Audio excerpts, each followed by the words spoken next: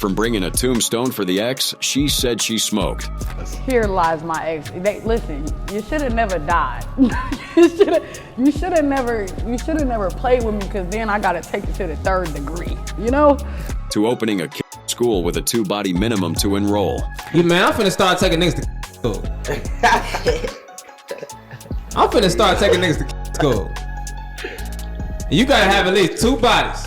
To sleeping good the same night he helped put a man down. I ain't gonna lie, it ain't that bad. Like, I went to sleep good as hell the next day. I was happy as hell too. I'm like, ooh. I mean, I ain't tripping the arm up or whatever, but I ain't dead. Yeah. These are the wannabe gangsters who got killed over interviews. This whole pattern begins in Chicago, 2012, the moment drill music and Twitter collided and made every beef public. Joseph Coleman, Lil Jojo, 18 years old, out of Englewood repping Brick Squad and the Gangster Disciples, flooded the internet answering Chief Keef's 300 with his own track, 3 Hannah K. He pulled up to TP Radio to talk his shit. One of your songs that grabbed the whole city attention right now, you know what I mean, is what's the actual title to it? 300K, straight like that. Ain't no PK, 300K. Alright, man. Cracking trade. Alright. So how long you had that song got? That's been out for like 1 to 3 months. Okay. And I see them doing numbers right now on YouTube and everything right now. This was only 2012, and JoJo was fresh off the porch and freshly on the mic, a teenager who'd been rapping for a matter of months, writing the biggest song of his young life. When TP Radio asked what was even keeping him motivated to grind the way he was, he didn't overthink the answer. What's keeping you motivated, bro? The band? That ain't showing much love, huh? But JoJo was never built to just rap about making it. His entire identity was BDK, Black Disciple Killer, aimed dead at Keef, Dirk, Reese, and everybody on O-Block. He didn't keep that energy tucked away in the studio, and he sure didn't soften it once the mic was live. So when you plan on taking it to, pretty much with this music? When you plan to take it to? To the top. To the top? To the top, by the girl.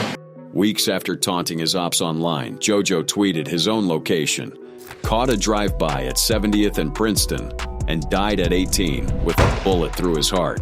The first drill rapper the internet ever watched die in real time?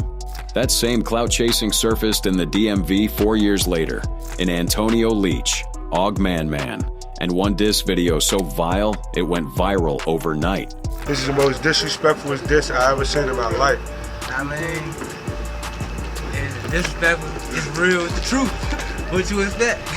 For all the buzz the video brought him, millions of views, academics reposting it, the whole internet arguing over it. Og wanted one thing understood before anything else. He wasn't some rapper chasing a career off of this. To him, it was never about music at all, and he'd say so himself. How you feel about the rap industry in the DMV? I mean, I'm not a real rapper. Like I said in my song, like I'm not a real rapper. I just spoke on something, like I heard he just me or whatever. Just like he sneaked this everybody else. I just was one stood up and said something about that shit. That video, called Truth, wasn't ordinary trash talk. OG filmed part of it at a rival's gravesite, pouring liquor and burning a photo, dragging disrespect of the dead to a level that had academics and half the blogs reposting it. And when Cutthroat asked, wasn't he worried, being out in the open like this, he didn't flinch. I'm from Simp. Everybody know I'm from Silver City. You see this? Can't too many people come in. Nobody can't come in. Them know where I'm from. Everybody know where I'm from. It ain't no secret. Anybody go against that, they know what's gonna happen behind that. The whole time, OG kept drawing one line for the camera, the one he believed put him on a different level than the people he was dissing. In his mind, there were pretenders playing tough behind a phone. And then there was him. There ain't no beef with these niggas, they just internet famous, internet gangsters. We don't do that. We really from the trenches, man. Y'all from the suburbs, that's the difference. 2 months after that interview, Og got lured to a cookout on F Street Southeast, told his father he'd be right back, and never made it home. No arrests, just a mother who'd begged him to quit. The same script was already running in Chicago, where Cedron Doles, Shoot Us Shells, out of Terror Town, dropped a track called Death of 150. The Death of 150 track. Where that come from, man? You know, like, we've been in tour with them guys for a minute, you know, Lil Herb or whatever, them, like all them little 150 guys. You feel me? It ain't specifically Lil Herb, it's just all of them, you feel me? I ain't singling out just him, you feel me? All of them. We in tour with the whole, all of them, you feel me? To Shoot a Shells, none of that was a rap gimmick for views. The beef went all the way back to elementary school fights on the east side that turned into gunplay by high school. He'd already survived getting shot once, in 2011. So when Amon Vision asked him whether any of it could ever get squashed, the answer came quick. You think it's like any way that situation can be solved? No, I don't know, man. It been too much going on, you feel me? It been too much going on. That never die down. Death of 150 pulled serious numbers. And the bigger it got, the louder the response came back. His comment sections and his DMs filled up, some folks writing it off as clout chasing, plenty of others sending threats a whole lot uglier than that, wishing death on him and on his dead homies. You know, everybody say I'm clout chasing this, that, and the third. You know, I'm going to the comments, reading this and that. You feel me? You got my, you know, sending me messages on Instagram, telling me you gonna be the next pack. You feel me? All this extra shit, you know, your dead homies, all this, just a whole bunch of goofy shit. A few weeks later, Shoot a Shells was ambushed near his car in Auburn, Gresham by 3 men from a white Nissan. Shot more than 18 times. 43 casings left on the ground, the case still open to this day. That summer, the pattern jumped to Baton Rouge and Garrett Burton, Da Real G Money, once close as a brother to NBA Youngboy.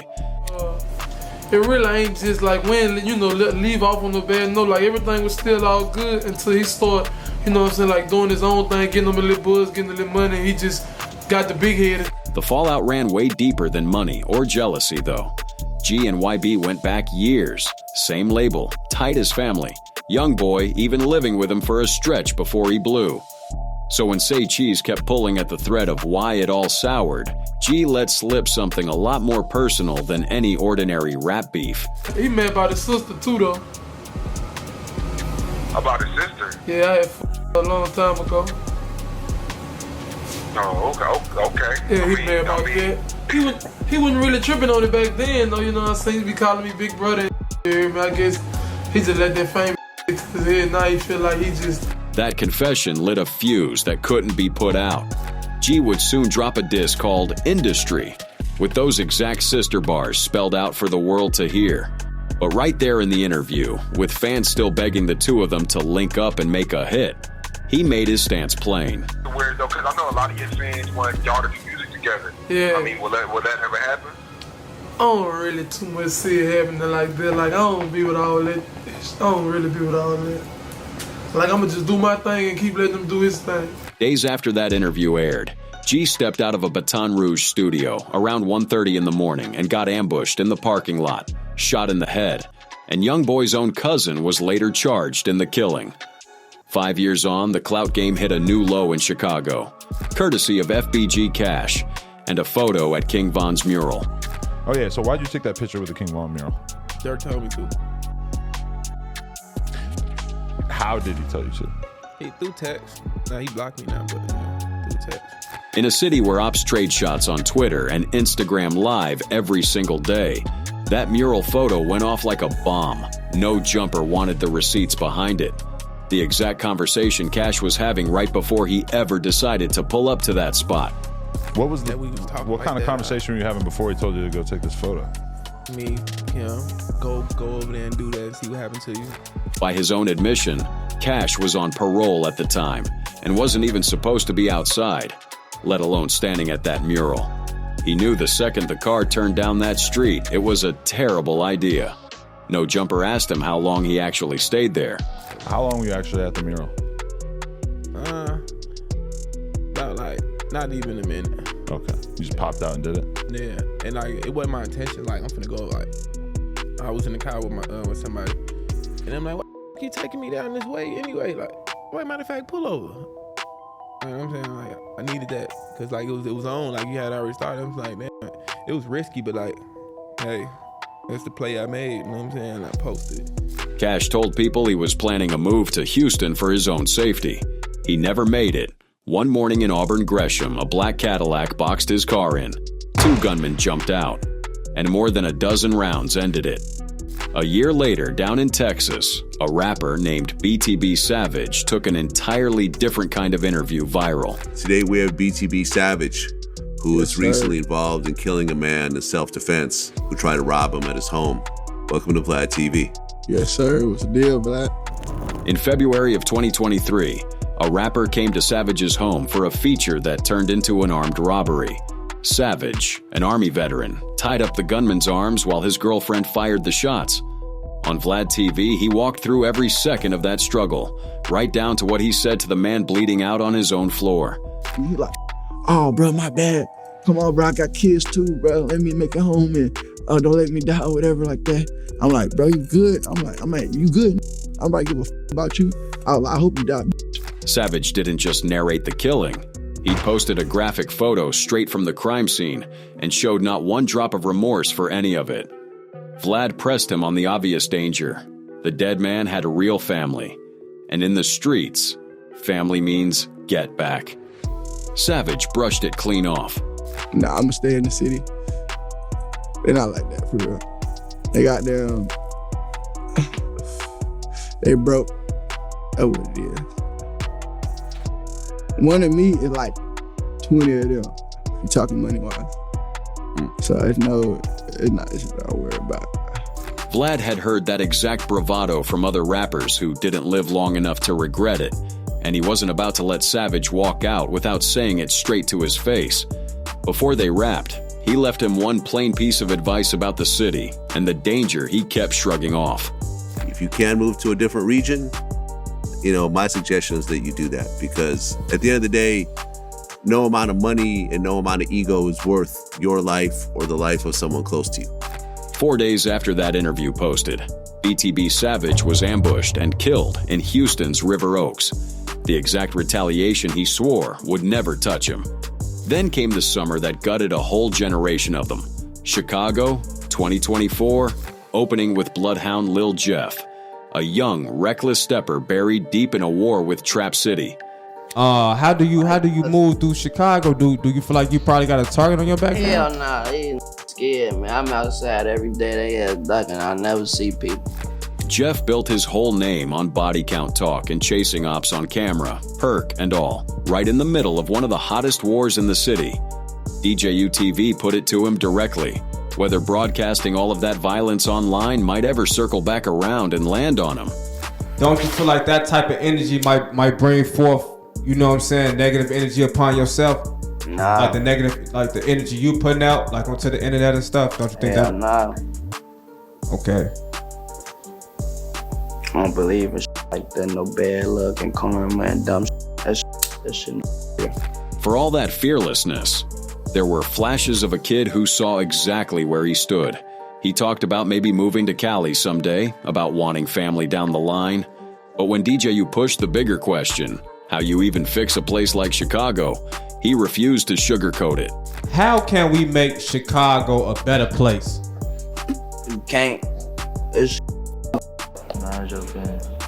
Yeah, that's how. If you what you could do for now is just mind your business and just that's it. Just stay in your own lane. That's all you could do. On June 8th, 2024, Jeff slid into Trap City territory, got caught in a shootout on a porch, and was hit close to 20 times. He died right there on the scene. 1 month later, one of the youngest names in the entire city, 18-year-old Lil Scoom, who had records out with Jeff, sat down on that same DJU couch. We see him snort a line on DJU TV. You feel? Tony Mob. And then a few weeks later, he's not here with us anymore. You know what I'm saying? So from the fans' perspective, it's like, damn, right? Like damn, this shit really real. You ain't think it was? Scoom had lost his cousin and his homie back-to-back at 16, and he said it forced him to tighten all the way up. He spoke plainly about how death and jail scare every real one out there, no matter how tough they act. But under the street stuff, this kid carried a completely different picture in his head. Man, out of Chicago, somewhere in Europe in a big ass crib with my wife and kids, so not worrying about shit. That's what I want to be. I want to be So you want to live in a whole nother country? Yeah. That dream sat right up against the truth he understood better than most rappers twice his age. When the conversation turned to whether dissing your ops just to rack up views was ever really worth it, Scoom flat out rejected the idea that any of this was only entertainment with no bill attached. But don't you get more views if you like diss people in your music? Man, yeah, you know what the consequences come behind that? True. That's what don't realize, folks. Y'all thinking it's entertainment purposes, folks. That at the end of the day, you know the consequences motherfuckers got stuff behind that. After I dropped that song. He wasn't preaching from the outside either. This was a kid living inside it, already watching people his own age vanish over songs and social media beef.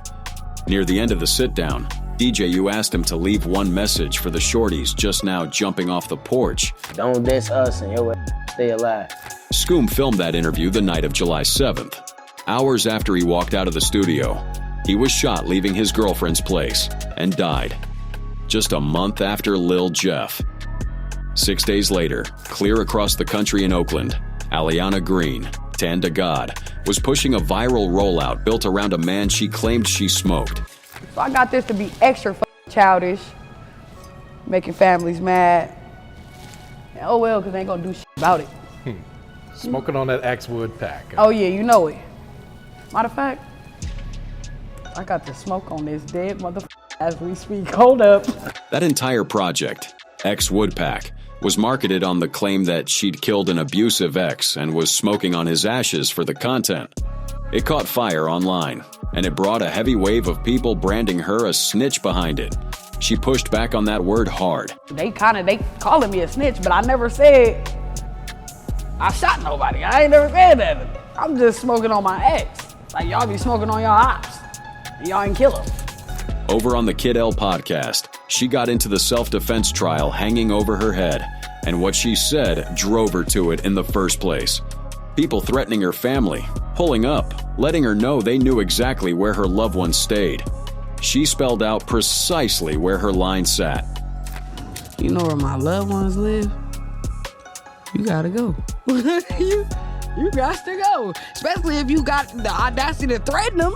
What? You threatening my people? Everybody gonna die.